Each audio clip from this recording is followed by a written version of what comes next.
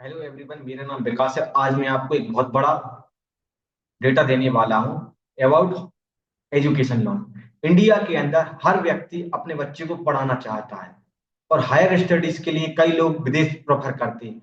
लेकिन उन लोगों ने पहले से प्लानिंग नहीं करी एजुकेशन, इसलिए उन्हें एंड टाइम पे एजुकेशन लोन ही लेना पड़ता है। अभी सबसे ज्यादा ग्रोथ एजुकेशन लोन की मार्केट में दिख रही है।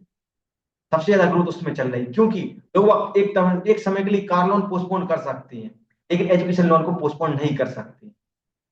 क्यों? क्योंकि इन्होंने शुरुआत से ध्यान नहीं दिया, बच्चे का अपनी एजुकेशन का प्लानिंग नहीं किया। उसका परिणाम ये हुआ कि उनको एजुकेशन लोन लेना पड़ रहा। और एजुकेशन लोन और लोनों के कंपैरिजन में ज्यादा महंगा मिलता है, लेकिन तब भी लोगों को एजुकेशन लोन लेना पड़ रहा है क्योंकि उसके पास कोई ने एडवाइस दिया होगा कि आप बच्चों के एजुकेशन के लिए प्लान कीजिए, लेकिन उसने ध्यान नहीं दिया। आज उसका परिणाम है कि टीयर 2 टीयर 3 सिटी के भी लोग सबसे ज्यादा एजुकेशन लोन ले रहा है। क्यों? इनको भी अपने बच्चों को फॉरेन पढ़ाना है क्योंकि वहां की पढ़ाई अच्छी होती है, उसके लिए पैसा खर्चा करना पड़ता है, लेकिन इनके पास उतना फंड नहीं है। तो ये क्या कर रहे हैं? कुछ मॉर्गेज करके या कुछ भी करके एजुकेशन लोन ले रहे हैं। तो मैं आपको एक डाटा देता हूँ एजुकेशन लोन क्या रहता है, कैसा रहता है।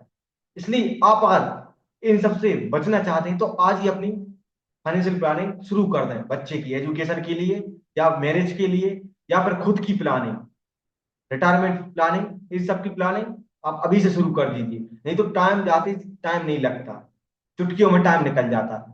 तो आज मैं आपको दिखाता हूं एक डाटा बैंक बाजार.com का कि कैसा क्या चल रहा है मार्केट में अभी।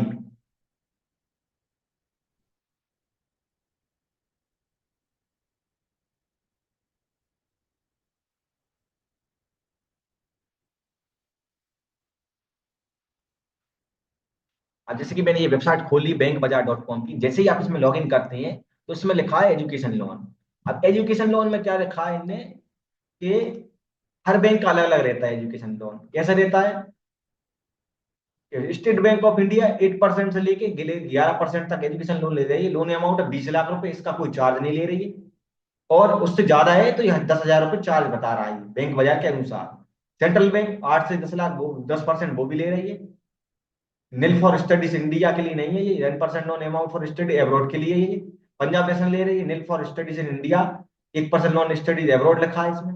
कैनरा बैंक दे रही है। ये सब नॉन, मतलब 8 10 11 10 10 लगभग इसका अगर एवरेज ले 10% 11% से कम में कोई भी एजुकेशन लोन नहीं दे रहा है। ये देखिए एजुकेशन लोन में क्या क्या एक्सपेंस कवर किया जाता है। सबसे पहले ट्यूशन फीस की जाती है, हॉस्टल फीस की जाती है, travel expense, passenger money for students studying abroad, insurance premium रहता है, कॉस्ट ऑफ बुक्स रहती है, इक्विपमेंट रहता है, इंस्ट्रूमेंट रहते हैं, यूनिफॉर्म रहता है, एग्जामिनेशन रहता है, लेबोरेटरी रहता है, लाइब्रेरी फीस रहते हैं, cost of computer laptop requirement for course completion, caution deposit, building fund, refundable deposit, support by institutes, then bills and receipt. Any other expense required to complete the course such as study tour, thesis, project, इसको cover किया जाता है।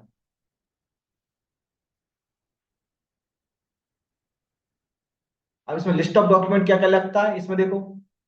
Addition letter लगता है education institute का, marksheet लगती है, as proof लगता है, आईडी प्रूफ लगता है, एड्रेस प्रूफ लगता है, सिग्नेचर प्रूफ लगता है, सैलरी स्लिप लगती है, बैंक स्टेटमेंट लगता है, आईटीआर लगती है, ऑडिटेड बैलेंस शीट लगती है, पासबुक लगी गई, प्रूफ ऑफ टर्नओवर लगता है, serving tax return and sales receipt, complete application form with signature, latest passport size photos लगती है, और अप्रोप्रिएट वीजा लगता है स्टडीज के लिए। ये सब डॉक्यूमेंट चाहिए रहती हैं।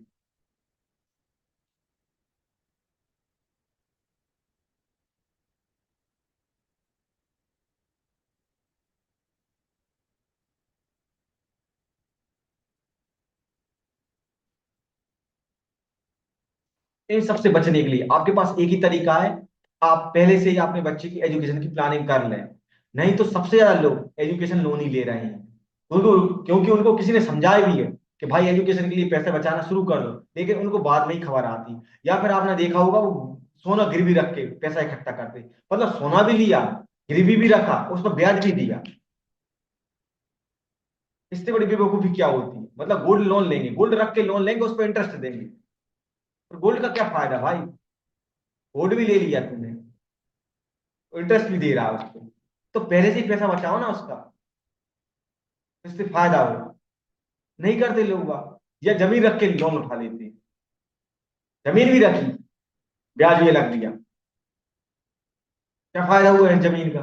उससे अच्छा तू पहले ही इतना पैसा बचा लेता कि जेब से ब्याज ना जाए। लेकिन नहीं, वो हाई इंटरेस्ट पे ब्याज में लोन मिलेगा तुझे, लो पे तो मिलेगा नहीं। इन चीजों का ध्यान रखें, समय से पहले फाइनेंशियल प्लानिंग स्टार्ट कर दें। Thank you.